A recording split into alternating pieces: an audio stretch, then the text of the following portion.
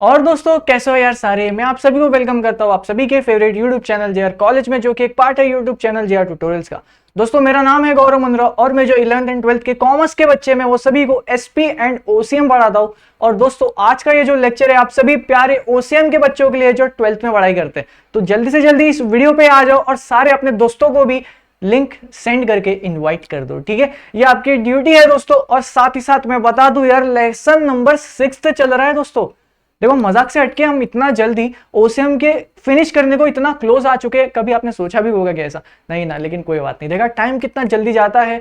और ऐसे ही दोस्तों आप सब भी बहुत जल्द एक बहुत बड़े इंसान बन जाओगे, एक बहुत बड़े व्यक्ति बन जाओगे। तब आपको क्या करना है, आपको हम सभी को भूलना नहीं है। ठीक है, चल यार मस्ती कर रहा था। बाकी इधर देखो लेसन नंबर 6 चल रहा है जिसका नाम है social responsibilities of a business. और इसमें हमने दोस्तों स्टार्टिंग के 2 लेक्चर में बहुत सारे हेड पॉइंट्स के साथ खेला। उसके बाद लेक्चर नंबर 3 में हमने कुछ एथिकल चीजों के बारे में सीखा, अनएथिकल क्या होता है उसके बारे में समझा। उसके बाद मॉरल वैल्यूज वगैरह सब पर भी हमने ध्यान दिया। लेकिन दोस्तों आज का ये लेक्चर जो है ना, ये थोड़ा सा डिफरेंट होगा।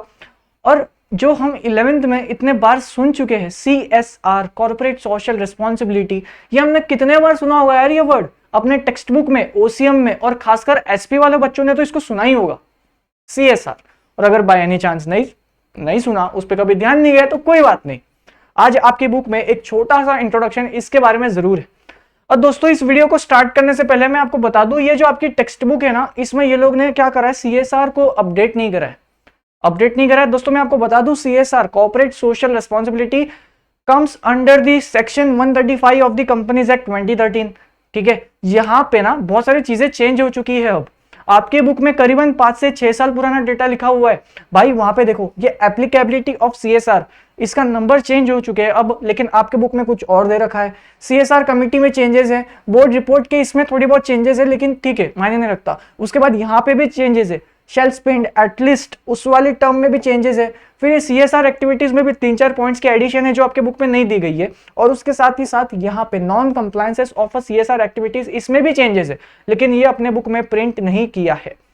अब दोस्तों यही एक रीजन है कि CSR एक्टिविटीज ये वाले पोर्शन से कभी एग्जाम में क्वेश्चन आया नहीं है, क्योंकि ये चीज को ये लोग ने अपडेट ही नहीं किया है।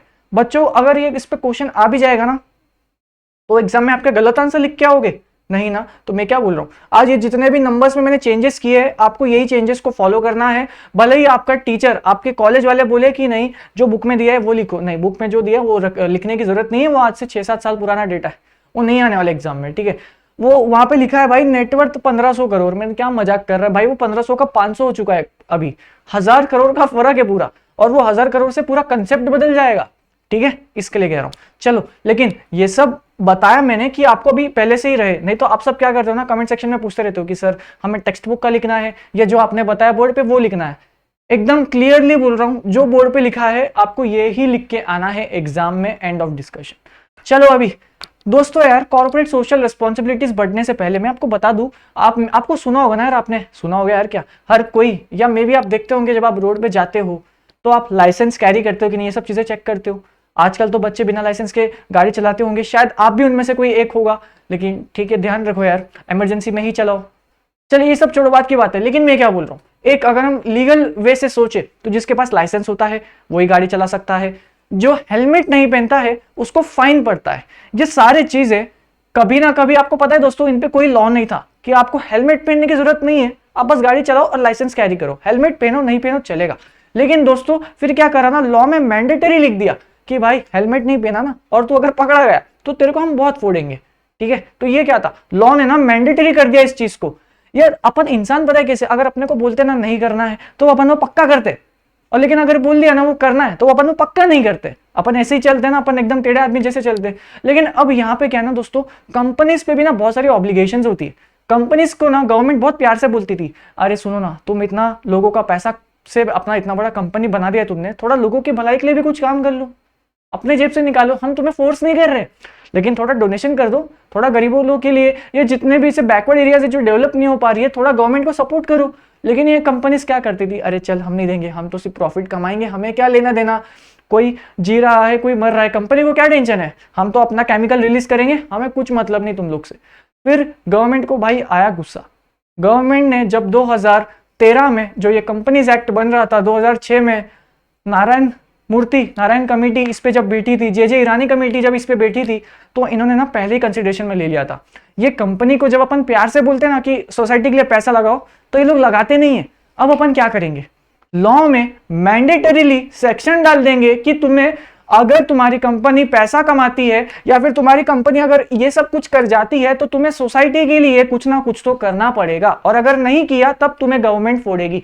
तो ये पूरा रीजन था कंपनी के अंदर, कंपनी सेक्शन के अंदर, कंपनी लॉ के अंदर ये सेक्शन के आने का पीछे का रीजन। कंपनीज कभी भी खुद से काम नहीं करने को रेडी थी। कंपनी सिर्फ क्या करती, प्रॉफिट कमा लिया, चलो चलता हूं अगले साल आऊंगा। लेकिन अब क्या हो गया, प्रॉफिट कमा लिया, अच्छा रुको रुको, जाने से पहले आप सभी को थोड़ा देना चाहूंगा, फिर जाऊंगा। समझ में आया? थोड़ा सोसाइटी में मैं डोनेशन करूंगा, उसके बाद जाऊंगा, क्योंकि अगर डोनेशन नहीं करी तो गवर्नमेंट फिर इनको अलग फोड़ेगी। समझ में आया यहां तक? चलो, और ये मैंडेटरी कब हुआ, जब सेक्शन 135 कंपनी लॉ में इंसर्ट हुआ। मजा आया एकदम सुन के यहां तक? चलो अब देखो कौन सी कंपनीज को CSR करना, कॉर्पोरेट सोशल रिस्पॉन्सिबिलिटी का शॉर्ट फॉर्म होता है CSR। ठीक है, वैलिड है एग्जाम में, लेकिन इसका फुल फॉर्म लिख कर आओगे। पहला रीजन, फुल फॉर्म ही लिखना होता है, कभी भी एब्रीवेशंस में बात नहीं करनी होती जब आप कोई पेपर लिखते हो। सेकंड रीजन, थोड़ा कंटेंट बढ़ा देगा, सीधी सी बात। चलो, एप्लीकेबिलिटी ऑफ अ CSR, कौन सी कंपनीज को कंपल्सरीली, क्या बोल रहा हूं, कंपल्सरीली, कोई एक्सक्यूज नहीं है, कुछ नहीं है, अगर आप ये लिमिट्स में आ गए, आप सभी को CSR करना पड़ेगा। समझ में आया?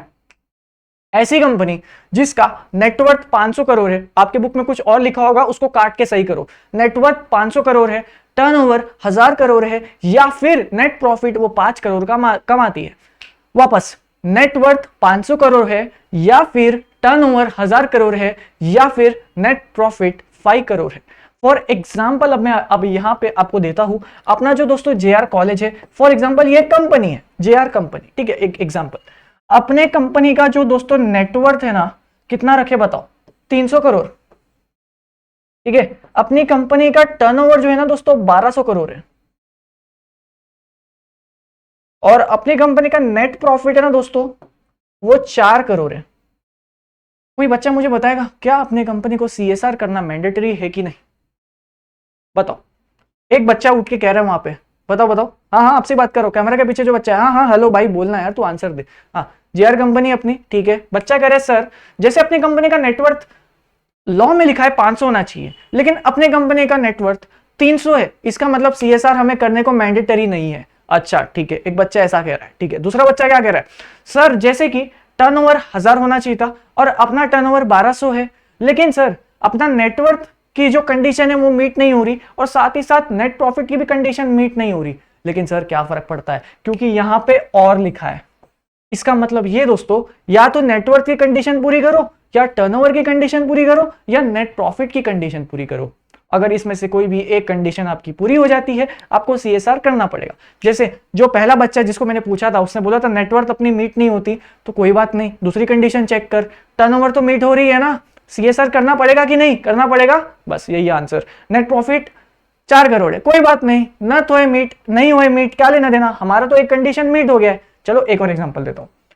समझो अब ये गोल्डी कंपनी है, इसमें अब गोल्डी कंपनी का क्या सीन है, यहां पे देखो, इसका जो नेटवर्थ है ना यार, ये है 400 करोड़ का, इसका टर्नओवर है दोस्तों 500 करोड़ का, लेकिन इसका जो नेट प्रॉफिट है ना दोस्तों, ये है 4 करोड़ का। क्या इसको CSR करने की जरूरत है? अब एक एक करके कंडीशंस चेक करो। नेटवर्थ में 500 चाहिए था, 500 है क्या? नहीं है। चलो फर्स्ट कंडीशन तो नहीं, कोई बात नहीं, दूसरी कंडीशन अप्लाई करो। टर्नओवर 1000 करोड़ होना चाहिए, 1000, अरे नहीं सर 500 ही है। नेट प्रॉफिट 5 करोड़ की होनी चाहिए, लेकिन इसका नेट प्रॉफिट 4 ही है। लेकिन सर एक बात बताओ, ना नेटवर्थ मीट हुआ, ना टर्नओवर मीट हुआ, ना नेट प्रॉफिट मीट हुआ, इस पे तो CSR की कोई भी कंडीशन एप्लीकेबल नहीं हो रही है, तो क्या इसको CSR करना पड़ेगा? नहीं करना पड़ेगा। अब लॉ तेरे को जबरदस्ती नहीं बोल रहा है, तेरा दिल करता है तो कर, वॉलंटरीली बेसिस पे कर, लॉ तुझे जबरदस्ती नहीं कर रहा।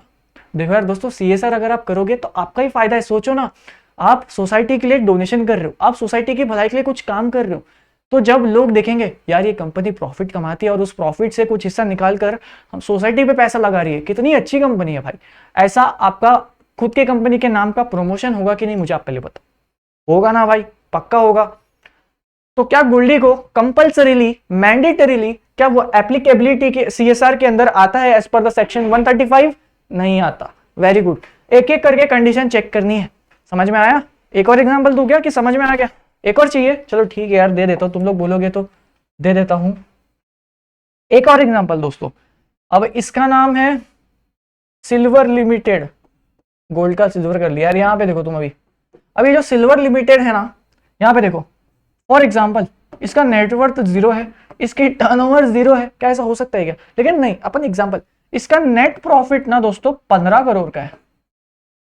क्या मजाक कर रहा हूं मैं भी, लेकिन इसका नेट प्रॉफिट 15 करोड़ का है। क्या इसको सीएसआर करना पड़ेगा? And the answer is yes, क्योंकि तीनों में से कोई एक कंडीशन अप्लाई होगी एंड नेट प्रॉफिट वाली कंडीशन अप्लाई होती है, तो इसके साथ इसको सीएसआर मैंडेटरीली करना पड़ेगा। और नहीं अगर किया तो कंपनी पे आरओसी, गवर्नमेंट, एनसीएलटी बहुत ज्यादा फोड़ेगी, एकदम हैवी पेनल्टी लगाएगी इन शॉर्ट। ठीक है, समझ में आया? तो ये था एप्लीकेबिलिटी ऑफ सीएसआर। कोई भी any one condition you need to comply, और अगर एक बार कंप्लाई हो जाती है तो उस कंपनी को सीएसआर मैंडेटरीली करना पड़ेगा। ये बहुत इंपॉर्टेंट है। और जब तुम सीए, सीएस, सीएमए करोगे तो ये बहुत इंपॉर्टेंट सेक्शन है कंपनी लॉ का, one of the measure very important section, section 135। Interviews में जब हम बैठते हैं सीए, सीएस, सीएमए वगैरह, जब आप बन जाओगे ना, उसके इंटरव्यू में जो इंटरव्यूअर होगा वो आपको सेक्शन 135 के ऊपर क्वेश्चन पूछेगा। End of discussion. ठीक है, पूछेगा क्वेश्चन, आएगा क्वेश्चन, तभी आपको 12th में है। ये मेजर सेक्शन है जो बहुत इंपॉर्टेंट है। ये कंपनी सेक्रेटरी के पर्सपेक्टिव से बहुत इंपॉर्टेंट है, सीए के पर्सपेक्टिव से भी इंपॉर्टेंट है, क्योंकि उनको फिर उसकी एनुअल अकाउंट्स पूरा प्रिपेयर करना पड़ता है। कंपनी सेक्रेटरी को मेक श्योर करना पड़ता है कंप्लायंस पूरे हो रहेगी नहीं। समझ में आया? तो इस तरह से काम जुड़ता है दो प्रोफेशनल्स का। ये सेक्शन बहुत इंपॉर्टेंट है। ये 12th में आपके एग्जाम में भले ही ना आए, लेकिन आज आप इससे सीख कर जाओ, और जब भी आप नेक्स्ट टीचर से कभी आप सीखोगे, जब आप सीएस, सीएस जो भी कोर्स आप करना चाहोगे आगे जाकर, और उनको आप जब थोड़ा सा अपना नॉलेज शेयर करोगे तो उनको बहुत देखकर खुशी होगा कि बच्चा 12th में सीख के आए। क्या बात है? ठीक है, समझ में आया? चलो अभी तो देखो यार दोस्तों, कंपनी क्या होता है ना, एक बोर्ड रिपोर्ट बनाना पड़ता है, एक काइंड ऑफ रिपोर्ट कार्ड। अपना पूरा 11th खत्म हो गया, आपको एक रिपोर्ट कार्ड मिलता था। इस रिपोर्ट कार्ड पे आपको अपने पेरेंट्स का सिग्नेचर लाना पड़ता था। बच्चा कह रहा सर मैं तो खुद से मारता था, लेकिन भाई गलत बात है ना, आपको अपने पेरेंट्स को दिखाना था वो। चलो ठीक है, लेकिन मैं क्या बोल रहा हूँ, ये जो बोर्ड रिपोर्ट है ये भी दोस्तों कंपनी का रिपोर्ट कार्ड है। समझ में आया? बोर्ड रिपोर्ट यानी कि कंपनी का report card. Section 134 subsection N लगता है इस पे, एन तो चलो नीचे का पार्ट है, लेकिन 134 सबसेक्शन 3 लगता है इन, अगर हम इन जनरल बोले तो सेक्शन 134 सबसेक्शन 3, और उसमें sub clause C talks about board report. आपके बुक में नहीं है ना, ही एग्जाम में लिख कर आना है, सिर्फ बोर्ड रिपोर्ट लिख कर आओगे, होशियारी नहीं मारोगे, पता चला चेकर कोई नहीं पता 134 में क्या लिखा है, काट के रख देगा, मतलब 0 दे देगा वो, सीधी बात है। तो सेक्शंस पे आपको नहीं खेलना है, जितने सेक्शंस बुक में दिए उतना ही लिखकर आना है एग्जाम में, अगर आपको याद भी होते तो। Board report it's a kind of report of company, company का रिपोर्ट है। इसमें बहुत सारे लिखे होता है, कंपनी ने इतना पैसा लगाया था, कंपनी का इतना लॉस है, कंपनी में इतने बोर्ड ऑफ डायरेक्टर्स है, कंपनी पे इतना केस चल रहा है, कंपनी ने इतने केस सुलझा दिए हैं, कंपनी ने इतने केस का कंप्लायंस पूरा किया है, कंपनी ने कौन से केस लॉस पूरे नहीं किए हैं, कंपनी ने सेक्रेटरियल स्टैंडर्ड्स फॉलो किया है, कंपनी का ऑडिटर कौन था, कंपनी में सेक्रेटरियल ऑडिटर कौन था, कंपनी में इंटरनल ऑडिटर कौन था, कंपनी में कितने फ्रॉड्स पाए गए, कितने फ्रॉड्स को फोड़ा, कितने फ्रॉड्स बच गए, ये सारा एक रिपोर्ट बनता है, इसे बोर्ड रिपोर्ट कहते हैं। समझ में आया? तो इसमें हमें सीएसआर कमेटी के ऊपर भी लिखना पड़ता है, हमने सीएसआर एक्टिविटी के भी ऊपर भी लिखना पड़ता है। इसका मतलब उसमें यह लिखा रहता है कि कंपनी ने सीएसआर किया, कहां किया, कितना किया और कब तक कंप्लीट होगा। समझ में आया? अब सीएसआर, बच्चा कह रहा है सर सीएसआर इसे समझ तो आया कि कंपनी को कुछ कंपलसरीली डोनेशन करना है, लेकिन सर कौन से फील्ड में डोनेशन करना है वो समझ नहीं आ रहा है।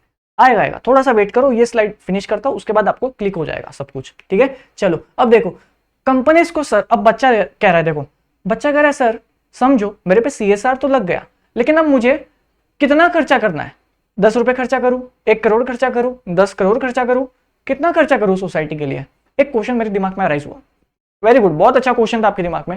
अब ये देखो यहां पे लिखा है ऑल कंपनीज जिस पे सीएसआर एप्लीकेबल है as per section 135, they are required to spend at least 2% of average net profit of the company during 3 immediately preceding financial year as it is। ऐसा ही लिखना है आपको एग्जाम में, और इसका मतलब ये होता है, फॉर एग्जांपल अपनी जेआर कंपनी है दोस्तों, अपनी कंपनी को आज चलकर 5 साल हो चुके हैं। क्या बात है, ताली बजाओ इस बात पे। ठीक है, देखो 1 साल, 2 साल, 3 साल, 4 साल, 5 साल, ये 5 ईयर्स। फर्स्ट ईयर पे अपनी कंपनी ने दोस्तों 1 करोड़ रुपए कमाया, दूसरे साल में अपनी कंपनी ने 10 करोड़ कमाया, तीसरे में 20, चौथे में 30 और पांचवे में थोड़ा लॉस भी हो सकता है, कोई बात नहीं, तो 15 कर लेते हैं। ये अपने कंपनी का अपना नेट प्रॉफिट वगैरह था, क्या था ये देखो, एवरेज नेट प्रॉफिट, सही बोला ना, तो ये अपने कंपनी का नेट प्रॉफिट है। यहां पे देखो जेआर कंपनी, अपने कंपनी का नेट प्रॉफिट पिछले 5 साल का, ये ईयर्स है। ये क्या बोलता है, at least 2% of average net profit of a company during 3 preceding financial year. मैं अभी 5वें साल पे हूं, मुझे पिछले 3 साल का पता है क्या निकालना है, एवरेज निकालना है, 20, 30, 15। इसको मैं ऐड करूंगा और उस ऐड वाले जो अमाउंट है ना उसका एवरेज निकालूंगा। Average net profit of a company during 3 preceding financial years, उसका मैं एवरेज निकालूंगा। समझो वो आता है अमाउंट एक्स, वो अमाउंट एक्स का मैं लूंगा 2%। इतना मुझे खर्चा करना है एज अ सीएसआर एक्सपेंडिचर पिछले 3 साल का preceding financial year, 3 immediately preceding financial year, मैं भी 5th ईयर में हूं, तो 5th, 4th, 3rd, ये 3 साल को मैं देखो 15 + 30 + 20 जो अमाउंट आएगा इंटू 2%, उतना अमाउंट मेरा सीएसआर एक्सपेंडिचर होगा। समझ में आया? अब बच्चा कह रहे सर समझो कोई नया कंपनी है तो फिर क्या करेगा, तो जो नेक्स्ट ईयर होता है ना, 1 साल हुआ है, समझो कोई कंपनी जिसको सिर्फ काम करके 1 साल ही हुआ है तो 1 साल का वो 2% ले लेगा, 2 साल हुआ है तो 2 साल का 2% ले लेगा, 3 हो गया तो फिर तो 3 साल का। समझ में आया? क्लियर? अब जैसे अगले साल 6th ईयर में अपना प्रॉफिट हुआ 30 करोड़ का, अपना नेट प्रॉफिट हुआ, तब क्या करेगा बच्चा बताओ? तब वो पता है क्या करेगा, 654 ये 3 अमाउंट को ऐड करेगा, इस 3 अमाउंट को ऐड करने से एक एक्स अमाउंट मिलेगा, उस एक्स अमाउंट का 2% होगा एज अ सीएसआर एक्सपेंडिचर। समझ में आ गया? इस तरह से वर्क करता है इन रियल लाइफ में, और ये कैलकुलेशन का काम है अपना एक्चुअरीज का, या साथ ही साथ आप कह सकते हो सीए वगैरह का, जो कंपनी में सीए होते हैं ये उनका काम है। और सीएस का काम होता है कि क्या वो जो सीए है उसने एज पर लॉ कैलकुलेट किया, तो 2 प्रोफेशनल्स मिलकर एक साथ काम करते हैं। चलो अब क्या है, सीएसआर कमेटी। तो दोस्तों ये कमेटी है, इसमें ये आपके बुक में गलत दे रखा है, 4 डायरेक्टर लिखा है, नहीं, minimum 3 directors out of which 1 shall be independent director. ये एक सीएसआर देखो यार दोस्तों, कंपनी में ना बहुत सारी कमेटी होती है, इस ऑडिट कमेटी हो गई, स्टेक होल्डर रिलेशनशिप कमेटी हो गई, नॉमिनेशन एंड रेम्युनरेशन कमेटी हो गई, रिस्क मैनेजमेंट कमेटी हो गई, और ऐसा ही दोस्तों सीएसआर कमेटी होती है। ये कमेटीज का ये काम होता है, सिर्फ एक ही मकसद है इनका, सीएसआर कमेटी, नाम से पता चला इनका मकसद क्या है, सीएसआर के ऊपर बात करेंगे, उसके अलावा कुछ बात नहीं करेंगे। सीएसआर कमेटी, इसमें कितने होंगे, minimum 3 directors out of which ये 3 में से कोई एक इंडिपेंडेंट डायरेक्टर होना चाहिए। अब आपके बुक में ये पता नहीं क्या ही दे रखा है, हमने भी ऐसा पढ़ा नहीं। जब मैं एक बार आपका टेक्स्ट बुक चेक कर रहा था, रेफर कर रहा था, भाई मैं खुद टेंशन में आ गया, मैंने कहीं गलत ना पढ़ लिया है। मैं देखा, फिर मैंने बेरैक खोला, फिर मैं अरे नहीं, अपडेट नहीं हुआ, आपका टेक्स्ट बुक अपडेट नहीं हुआ है। ठीक है, समझ में आ रहा है? चलो अब ये देखो यार, सीएसआर कमेटी का मेन काम क्या होता है, इनका काम होता है रिकमेंडेशन देना अबाउट द सीएसआर पॉलिसी। ये सीएसआर कमेटी वाले ही डिसाइड करते हैं कि हम कहाँ पे सीएसआर एक्टिविटी करेंगे, हमारा बजट कितना है, हम सीएसआर क्यों कर रहे हैं। ठीक है, ये देखो हाउ टू डू, किस तरह से हम करेंगे, सीएसआर का प्रोजेक्ट क्या है, क्या प्रोजेक्ट सोचा है आपने, उसके बाद कितना बजट, ऐसा देखो मिनिमम तो 2% करना है, कंपनी चाहे तो उससे ज्यादा भी कर सकती है। समझ में आया? ये मिनिमम अमाउंट है, ये जो है ना ऑल कंपनी स्पेंड वाला, ये मिनिमम अमाउंट है, कंपनी चाहे तो ज्यादा कर सकती है। चलो अब देखो सीएसआर एक्टिविटीज कंपनी के लिए कुछ एग्जांपल्स हैं। अगर कंपनी को सीएसआर करना है और कंपनी को समझ नहीं आ रहा है हम सीएसआर में क्या करें, तो आप गवर्नमेंट ने आपके लिए एग्जांपल सेट किया है, आप इसमें से कुछ करोगे तो माना जाएगा आपने सीएसआर किया है। समझ में आया? चलो अब यहाँ पे देखो, मैंने आपके टेक्स्ट बुक में ये बहुत डिफिकल्ट दिया है, मैंने इसको थोड़ा सा इजी वे में कर दिया है। एग्जाम में अगर ये क्वेश्चन आता है तो ये लिख कर आओगे, चलेगा, पूरे मार्क्स मिलेंगे। ये इसका स्क्रीनशॉट ले लो। लेकिन अगर कोई बच्चा है, आपको भी पता होगा मैंने इसमें से कुछ पॉइंट्स की डिलीशन की है, लेकिन चाहिए तो आप उसको ऐड कर लेना, कोई प्रॉब्लम नहीं है। अब देखो CSR activity, eradicating hunger, sanitisation and availability of safe drinking water. For example समझो एक गाँव है, एक विलेज है, वहां पे ना पानी पीने की सुविधा अच्छी नहीं है। ये कंपनी, अपनी जेआर कंपनी, अपने को ना सीएसआर एक्टिविटी करनी थी, तो हमने देखा कि यार वहां पे ना सेफ ड्रिंकिंग वाटर, क्या कह रहा हूं मैं, सेफ ड्रिंकिंग वाटर की अवेलेबिलिटी नहीं है वहां पे। तो हमने क्या करा ना, वहां पे हमने एक वाटर टैंक एस्टेब्लिश करवा दिया, और जितने भी हमें सीएसआर एक्टिविटी में खर्चा करना था, हमने सारा खर्चा उस गाँव में जाकर वो वाटर के लिए हमने वहां पे पूरा प्लांट करके दिया।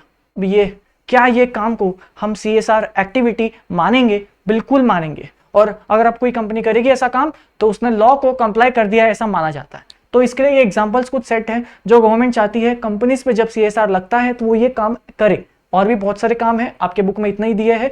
जैसे मैं आपको बता दूं दोस्तों, गवर्नमेंट ने ये लिस्ट को अपडेट करी, पता है क्या लिखकर, कि जिस कंपनी ने भी कोविड-19 के ऊपर जो वैक्सीनेशन या कोई मेडिसिन बनाने के लिए रिसर्च एंड डेवलपमेंट करी थी उस पर जो भी खर्चा उनने किया है हम उसे CSR एक्टिविटी में कवर करेंगे।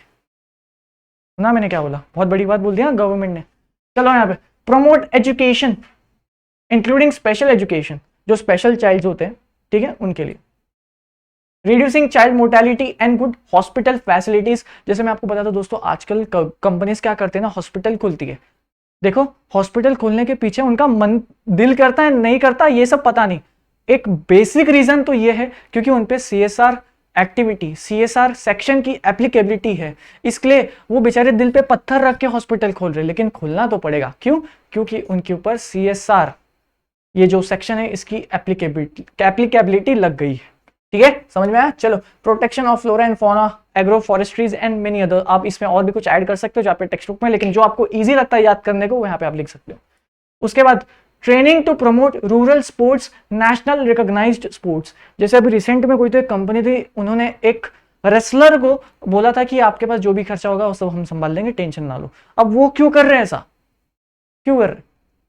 पहला, वो एक रिकॉग्नाइज्ड स्पोर्ट है, किधर गया, हाँ, वो एक रिकॉग्नाइज्ड स्पोर्ट है। सेकंड, अगर वो कंपनी उस पर्सन के लिए खर्चा करेगी तो वो खर्चा CSR एक्टिविटी माना जाएगा, और जो खर्चा है CSR एक्टिविटी, इसका मतलब उनने लॉ कंप्लाई कर लिए ऐसा बोल लिया जाएगा। समझ में आया? तो कंपनी का एक तीर से दो काम हो गया। देखो, as a societal person, as a part of a society, अपने को क्या प्रॉब्लम है? अपन तो चाहते हैं ना कंपनी पे CSR लगे, वो सोसाइटी को डोनेट करे, हम तो यही चाहते हैं भाई। तुम लोग करो और लगाओ, तुम लोग पे और CSR लगे। इन जनरल पब्लिक को कोई नुकसान नहीं है CSR लगने से। ये बड़ी बड़ी कंपनीज है ना, ये सभी के लिए CSR का सेक्शन है, पहले तो आप ये समझो। ठीक है, कोई दिक्कत नहीं आ रही है, सब कुछ एकदम स्मूथ जा रहा है। ये टॉपिक बहुत इंपॉर्टेंट है, बहुत ही डिफरेंट है, कभी आपने ऐसा सोचा भी नहीं होगा कि मैंडेटरीली कंपनीज के लिए ऐसा सेक्शन लाया है कि वो उनसे जो कंपनीज के फेवर में नहीं है, जो सोसाइटी के फेवर में। सही बोला कि नहीं मैंने? लेकिन कंपनीज को ये कंपल्सरीली फॉलो करना पड़ता है, नहीं किया तो भाई कंपनी बंद हो जाए, यहां तक कि भी गवर्नमेंट एक्शन ले सकती है। ठीक है, चलो यहाँ पे contribution to prime minister national relief fund. कोई कंपनी है जिसको समझ नहीं आ रहा है, यार मेरे को ये साल में ना 4 करोड़ का खर्चा करना है एज अ CSR एक्टिविटी, लेकिन समझ नहीं आ रहा है डालू किधर। ये सारी जगह पे बाकी सारी कंपनीज कर रही है, मुझे तो समझ ही नहीं आ रहा है, ना मेरे पास टाइम है, कहाँ पैसे डालू। एक काम करता हूँ, prime minister national relief fund है, गया 4 करोड़ डिपॉजिट कर दिया, उसकी रिसिप्ट ले लो, अपने पास रखो। मान लिया जाएगा कि आपने CSR एक्टिविटी कर लिया है, मान लिया जाएगा आपने लॉ को कंप्लाई कर लिया है। कंप्लाई हुआ कि नहीं यह चेक करना कंपनी सेक्रेटरी का काम है, और अगर नहीं कंप्लाई हुआ और अगर इस पे NCLT में अगर इस पे हियरिंग का ऑर्डर आ जाता है तो वहां पे जाकर CS भी रिप्रेजेंट कर सकता है। लेकिन अगर मैटर बहुत ही ज्यादा हाई बढ़ जाता है, लाइक NCLT से NCLT पे पहुंच जाता है, NCLT से सुप्रीम कोर्ट पहुंच जाता है, तो सुप्रीम कोर्ट में सिर्फ और सिर्फ एक एडवोकेट ही रिप्रेजेंट कर सकता है। तो इस तरह से प्रोफेशंस जॉइंट होते हैं। समझ में आया? ठीक है, चलो यार, यहाँ पे फिर रूरल डेवलपमेंट प्रोजेक्ट में आप अगर कोई खर्चा कर रहे हो तो मान ले जाएगा कि CSR आपने किया है। उसके बाद स्लम एरिया डेवलपमेंट में अगर कोई कंपनी पैसे खर्चा करती है तो मान लिया जाएगा उसने CSR एक्टिविटी किया है। कंपलसरी है, और तुम्हें लगता होगा कि नहीं सर ये तो सिर्फ लॉ में लिखा है, कौन ही कंप्लाई करता होगा, तो दोस्त करते हैं, सारी कंपनीज जबरदस्ती करती है, रो रो के करती है, लेकिन कंप्लाई जरूर करती है क्योंकि उनका लाइसेंस भी कैंसिल हो सकता है। ठीक है, चलो यहाँ पे, और ये लास्ट, और इस पे मैं ना आपको फिर एक इनसाइडर बात बताऊंगा, पहले मैं ये देखो, non compliances of CSR activity. अगर आपने CSR की एक्टिविटी को कंप्लाई नहीं करा तो जो कंपनी है ना, इसके लिए कोई एक स्पेसिफिक पनिशमेंट नहीं लिखा गया है कंपनी और ऑफिसर के लिए, लेकिन इन जनरल कंपनी लॉ में अगर किधर भी पेनल्टी नहीं लिखी गई है तो मान लिया जाएगा उस पर 50,000 से 25 लाख तक के बीच में, 25 लाख तक के बीच में NCLT पेनल्टी अनाउंस कर सकती है कंपनी के ऊपर। और जो ऑफिसर जो CSR कमेटी का पार्ट थे पर उन्होंने CSR नहीं करा, उनको भी अलग से फोड़ेंगे। उनके लिए है 50,000 से 5 लाख तक का फाइन, या फिर अगर NCLT को लगता है यार ये तो बहुत ही खराब आदमी है, इसने पिछले साल भी CSR नहीं करा, अब भी CSR नहीं करा, ये ऐसे नहीं सुधरेगा, एक काम करो इसको जेल में भेजो भाई। कितना फॉर अप टू 3 years का इम्प्रिजनमेंट। तो समझा, 3 साल तक की जेल हो जाएगी भाई, CSR नहीं किया तो। सिर्फ CSR नहीं करने पर 3 साल तक की जेल हो सकती है। तो डायरेक्टर क्या सोचेगा, भाई पैसा खर्चा कर लेता हूँ, जेल तो नहीं जाना पड़ेगा। समझ में आ रहा है?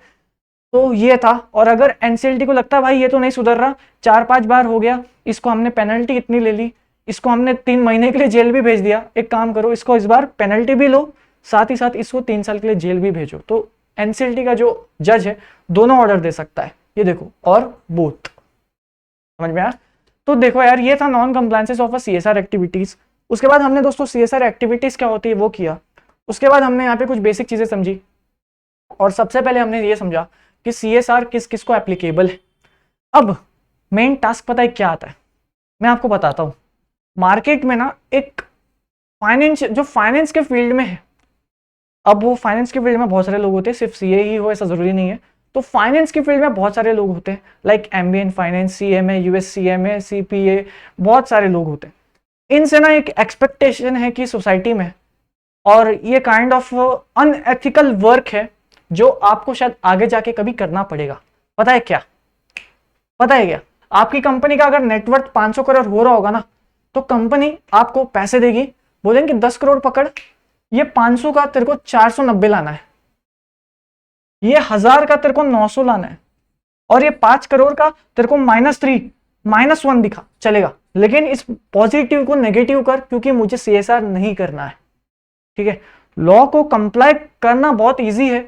लॉ को कंप्लाई तो कंपनी भी देख के कर सकती है, मार्केट में आपको उसका 10,000 मिलेगा, लेकिन लॉ को कंप्लाई नहीं कैसे करना है अगर तू ये बता देना दोस्त, वो 10,000 का तू 10 लाख चार्ज कर सकता है।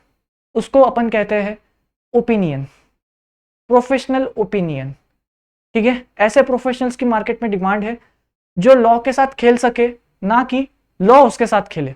अगर लॉ आपके साथ खेलेगा तो आपको 10,000 की सैलरी मिलेगी, पर अगर आप लॉ के साथ खेल लो तो 10,000 का 10 लाख हो सकता है। तो मार्केट में इसी चीज की डिमांड है। कोई इंसान किसी कंपनी का प्रॉफिट कम करके दिखा दे, कंपनी उसको बहुत पैसा देगी, कंपनी CSR का आधा पैसा उसको दे देगी, जस्ट बिकॉज कंपनी को CSR नहीं करना। भाई देखो, CSR छोटी मोटी बात नहीं है, खर्चा करना पड़ता है, और कंपनी खर्चा क्यों करेगी?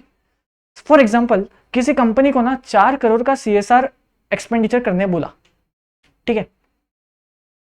अब कंपनी क्या सोचेगी, 4 करोड़ खर्चा करने से अच्छा 1 करोड़ किसी फाइनेंशियल डिपार्टमेंट या किसी ऐसे इंसान को दे दूंगी जो मुझे हेल्प कर पाएगा ऐसे काम में। भले ही अनएथिकल वर्क है, but may be in future आपको ये सब चीजों से डील करना पड़े, और इन रियलिटी ये होता है। ठीक है? अब ये गलत चीज है, अगर आप पकड़े गए तो आपके साथ बहुत गलत होगा, शायद आपका लाइसेंस कैंसिल कर देंगे। अब वही बात है ना, एथिकल और अनएथिकल क्या होता है, हमें क्या चूज करना है। कैरेक्टर, अपना एथॉस लेक्चर नंबर 3 में सीखा था हमने। ठीक है? तो कैसे एक रियल वर्ल्ड किस तरह से चलती है, ये भी मैंने आज आपको बताया। ये भले ही लॉ में लिखा है कंप्लाई करना है, पता है क्या होगा जब मैं एक CS बन जाऊंगा, एक फुल फ्लेज जैसे company secretary with around 4 to 5 years of experience, company मेरे को बोलेगी देख यार, तू इतने साल तक मुझसे लॉ कंप्लाई करा रहा था, अब मुझे ये बता इस लॉ को मैं कंप्लाई कैसे नहीं करूं। अगर तूने नहीं ऐसा बता दिया ना, नहीं करूं, एक मुझे ऐसा तरीका दे, टैक्स प्लानिंग कर, दिमाग से कर। अपने को लॉ को तोड़ना नहीं है, ना ही गवर्नमेंट की नजरों में आना है, पर अगर तू करके दिखाता है, ये 10 लाख रुपए तेरे सामने उठा के ले जाना, ये होती है चैलेंज, और ये असली में होता है। ठीक है? मजाक से हटके। तो चलो फिर यार दोस्तों, लेसन नंबर 6 यहाँ पे होता है एंड, और सोशल रिस्पॉन्सिबिलिटीज ऑफ बिजनेस को हम यहाँ पे ही करते हैं। टाटा बाय बाय, मिलता आप सभी से लेसन नंबर 7 के OCM में, जिसमें हम समझेंगे कुछ कंज्यूमर्स के बारे में, कंज्यूमर्स के हक के बारे में, और एक most favourite question of difference between, for sure exam में आपके बन चुका है। मैं क्या बोल रहा हूँ, बनने वाला है, बन सकता है नहीं, मैं क्या बोल रहा हूँ, बन चुका है। वो पिछले 10 अटेम्प्ट, पिछले 5 अटेम्प्ट से आया है, और वो आपको भी आएगा, मेरे को भी आया था, लास्ट एग्जाम में भी आया था, वो आपको भी आने वाला है। ठीक है? तो वो लेसन पता है कहां सीखेंगे हम, वो चीज लेसन नंबर 7 में। तो lesson number 7 again comes in exam for something around 5 to 10 marks and very important chapter. So यार बस इसी के साथ इस चैप्टर को यहाँ पे एंड करते हैं। मिलता हूं आप सभी से लेसन नंबर 7 में, तब तक के लिए पढ़ाई करो, मस्ती करो, और मस्ती करने का समय अब शायद बहुत कम आ चुका है, क्योंकि एग्जाम नजदीक आ चुकी है। पढ़ाई करो एग्जाम के लिए, अच्छे से फोकस करो, आप कर लो यार, कभी भी लगेगा ना नहीं कर सकता, अगर आपने सोच लिया ऐसा तो आप नहीं कर पाओगे। दिन रात बस यही बोलो, 12th में फोड़ने वाला हूं, मेरे अच्छे परसेंटेज आएंगे, भले ही नहीं आए, भले ही आप उसके लिए मेहनत नहीं करो, लेकिन आपको पहले अपने माइंडसेट को बिल्ड करो। ठीक है, चलो फिर यार दोस्तों इस लेक्चर को मैं यहाँ पे ही एंड करता हूँ।